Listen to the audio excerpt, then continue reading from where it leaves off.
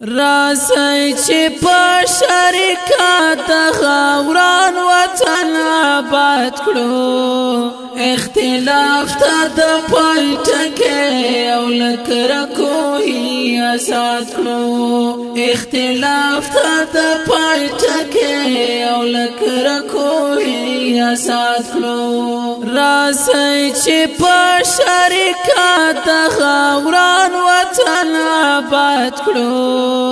اختلاف تا د پای ټکی او لکره کوهی آزاد کړو اختلاف تا د پای ټکی او لکره کوهی آزاد کړو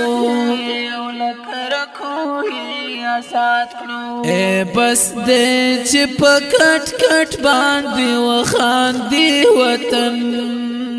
اے بس دې چې په کټ کټ باندې وخاندي وطن نور وخت د ټوپک تیر شو په قلم به اوس جهاد کړو